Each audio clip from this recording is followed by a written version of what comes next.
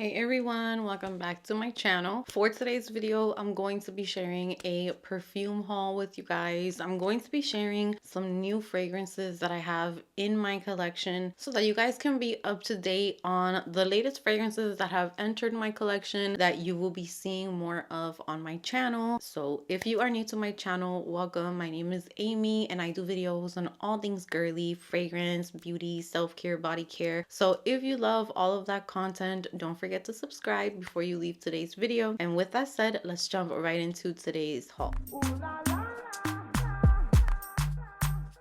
In this haul, I do have a mix of brand new things that I haven't shown on my channel and then a couple fragrances that I've done a dedicated review on for those fragrances, but I do want to kind of group them in one video, give you some quick thoughts about them. I don't have enough wears with these fragrances to be able to give super detailed reviews, but there are some first impressions already on my channel for some of these. I'll give you guys like a quick update and then I will show you guys the ones that I have not talked about at all. So first up, I'm going to talk about a fragrance that I already have a dedicated first impression video on. You can check that video out. But here we have Fleur's latest fragrance release, and this is Golden Rule. So I received this fragrance a while back. It's been some weeks now. I've been letting it sit in my collection. So when I first talked about this fragrance, I mentioned how it did remind me to a few fragrances that are a little bit heavy on the jasmine. So for example, Alien from Mugler, or Paco Rabanne Fame, or Victor and Rolf Good Fortune. Those were kind of like some of the fragrances that came to my mind with this one. But I did get a lot of comments letting me know that you guys also thought that it smelled so much like Prada's Paradox. I have not smelled Paradox in so long. I did have that one in my collection and I do remember liking it a lot. And then all of a sudden I didn't really like it anymore and I decluttered it. So Golden Rule has main accords of vanilla, sweet, citrus, fruity, coconut, amber, white floral, powdery, warm, spicy, and aquatic. So the top notes are mandarin, pear, and pink pepper. Middle notes are orange flower, water, coconut milk, and jasmine. And the base notes are vanilla, benzoin, and sandalwood.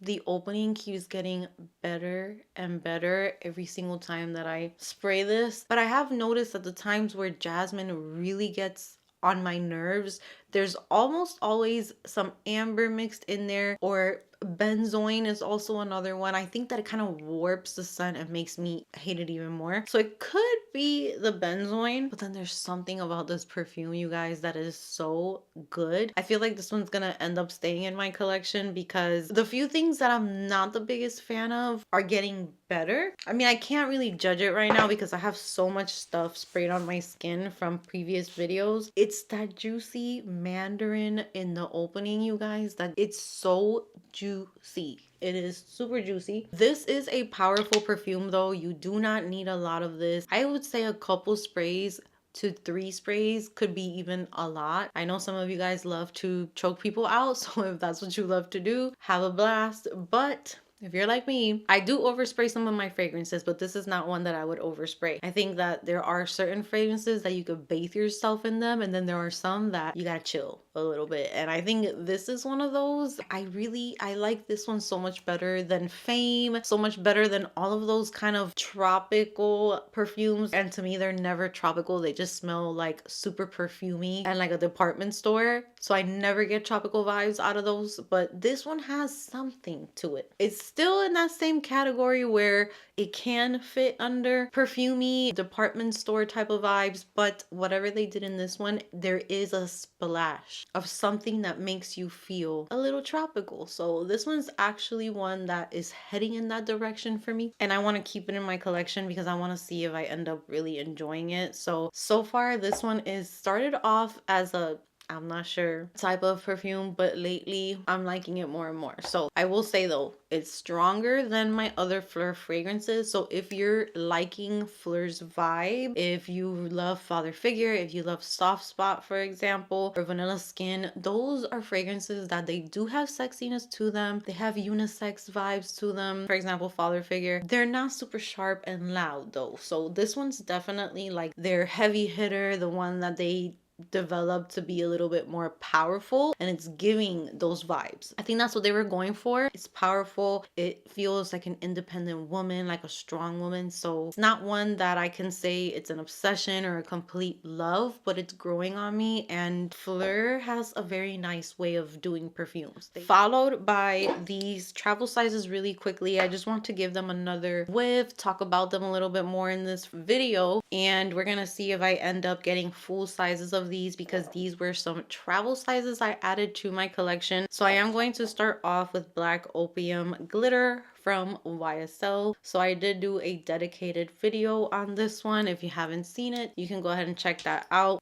This flanker, I am so in love with it, and I think I'm definitely gonna be ordering a full size of this, because every time that I come to this fragrance, it's getting better and better. I like that they kept the scent DNA of Black Opium, kind of like how they did with the Le Parfum, where they added all of that vanilla. So the vanilla is definitely the main star of the show in Le Parfum, but you always have Black Opium kind of like in the background. And I've never been the biggest fan of the original Black Opium. The white florals can be a little bit too much for me sometimes, so that's why I prefer flankers. The Le Parfum, it's more of the vanilla. It's smoother, it's a little fluffier. Love that one. The Nuit Blanche, you guys are gonna be shocked, because that one is probably gonna leave my collection. I don't know, it just doesn't smell the same as it used to ever since I've been starting to smell these flankers. They're kind of winning over the spot for that one. I mentioned that I would classify it as a sexy marshmallow fragrance. It's not like those sweet, if you're into the sweet good girl, not juvenile, but just more innocent marshmallow that smells gourmand and it smells like candy. This isn't one that I would tell you to pick up, but if you like the note of marshmallow, you like the fluffiness that it adds to the fragrance, the little bit of powdery that it adds to a fragrance, but you want a sexy marshmallow perfume, that is what glitter is to me. You still get a tiny, tiny, tiny bit of a bittery coffee in there, but it's so soft. It's not overpowering. It's not too much. It grounds it out a little bit. Then I get the orange blossom or orange flower. I forgot what it is, but I definitely get that, and it's very sweet along with a little bit of fluffiness. So this one is still one that I'm really, really enjoying. And I definitely see myself possibly picking up the full size of Black Opium Glitter. Next up, we have Clean Reserve Whipped Cherry. And this one I was so skeptical about. I also reviewed this one in a separate video, but today I'm gonna talk about it a little bit more. So if you don't know, cherry is a note for me that half of the time, or 99% of the time, it's not gonna work. It reminds me of medicine. I am a mom of 3. I have dealt with a lot of flus and colds. So whenever I smell a fragrance with cherry, I automatically think of like medicinal and syrupy, and it's just not sexy to me. So I saw whipped cherry, and the pictures for this fragrance and kind of like the imagery is what drew me in. And they also added notes in here that happen to be some of my all-time favorite notes, like pineapple and coconut. So that was enough for me to want to try it. There's also whipped cream, there's almond blossom. There's a lot of notes that I know I really love. So I decided to go with the travel size, and this was one that was such a win for me as well. And I would really like a full size of it. Now, this does smell very, very similar to Ariana Grande's Cloud Pink. So if you already have Cloud Pink, I wouldn't tell you to run and get this. Cloud Pink is literally, I can pick that fragrance up anytime, any day, go grocery shopping, run errands, go to the gym. It does not matter. It just smells so good and girly. This one, you can do the same with this one, but this one does have a little bit more to it. It has a little more... I get the pineapple, I get the coconut, I get cherry, but it's literally when the fragrance first opens up, you're like, oh yeah, I do get cherry, but it's not syrupy, it's not too much. It's literally like a cherry on top of a milkshake. So if I use this one up all the way, I do see whipped cherry joining my collection in the full size because it's not too much. So if cherry is a note that's very difficult for you, this one is one that I feel is very crowd pleasing. We shall see if this one ends up as a full size in my collection. I have some Ellis Brooklyn mists that were sent to me. We have a new mist and we have one that had been out, but I didn't pick it up for some reason. I'm not even sure why. I see why I didn't pick up. Okay. I see why. Okay, we're gonna get into the fragrance mist. So the first one I'm gonna get into is the one that has been out, and then we'll talk about the new release after. But they did send over Vanilla Sin, and I do remember now this body mist being released, but I did not pick it up because this one also has cherry, so I kind of ignored it because of that. So here, oh, this packaging is so beautiful. Here is the packaging. It's like an ombre, and the main accords for this mist are vanilla, nutty, sweet, cherry, cacao, almond, woody, balsamic, floral, and warm spicy. And the notes are top notes vanilla, hazelnut, and black cherry. The middle notes are cacao, almond cream, freesia, and frangipani. And the base notes are bourbon vanilla, incense, and Peru balsam. So this body mist, when you first spray this, it's a very unique scent. It is a very sophisticated vanilla in my opinion. It's not the vanilla cupcake type of mist, or it's not gourmand, or it's not a sugary vanilla. It is that type of vanilla that you pick up from a few vanillas that we've seen released. For example, Fleur's Vanilla Skin, Kayali Vanilla 28, but not just Kayali Vanilla 28. Kayali Vanilla Royale, I think, was the perfume, which I did not like one bit. It was not for me, but this kind of reminds me a little of that, but better, more smooth. Also, the Kayali Oud Vanilla Oud, I think it was the black bottle one. This would go layered so nicely with those types of scents. So it is a more, that's why I say it's a more sophisticated vanilla, a more kind of niche smelling vanilla. I do pick up a nuttiness in here for sure, and there's a lot that can contribute to that. So you have the hazelnut, you have the almond cream. So I do pick those things up. It's a very nutty vanilla, a little spicy. The sweetness in here is not overly sweet. It's not like super duper sugary or candy like. There's a sweetness, but it's more of like a creamy vanilla sweetness. A small amount of sweetness. It's not a crazy amount, and it's just warm. So I do need to spend some time with this one to see if I really like it and see how it smells layered with certain things. I do love vanilla. I'm a vanilla girl. So it's a very interesting, almost complex type of scent.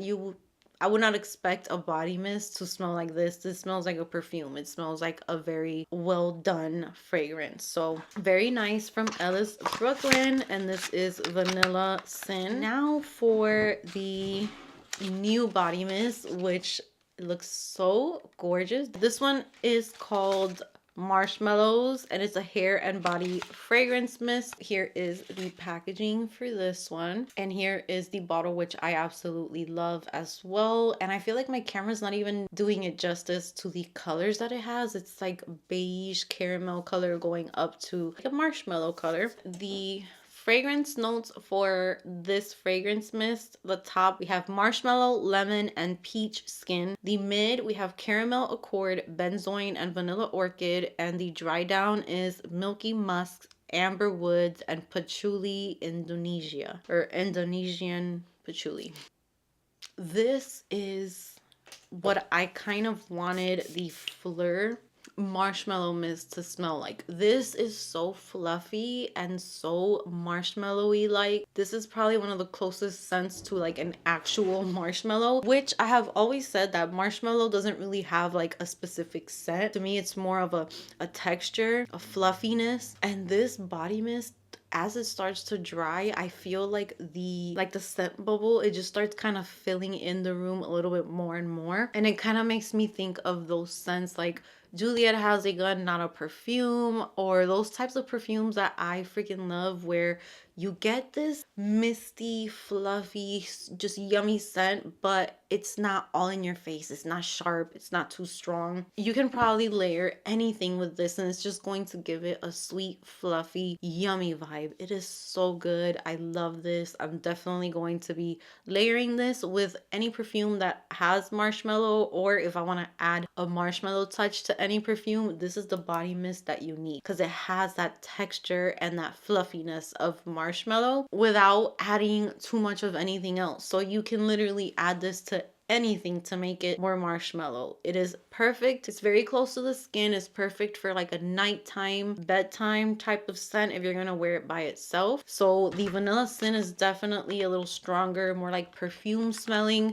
This one is more like comforting, fluffy, perfect for bedtime. It's cozy. Thank you so much to Ellis Brooklyn for sending these over, and I definitely recommend them. Last but not least, Twisted Lily was kind enough to send over a fragrance, and I'm very excited for this fragrance.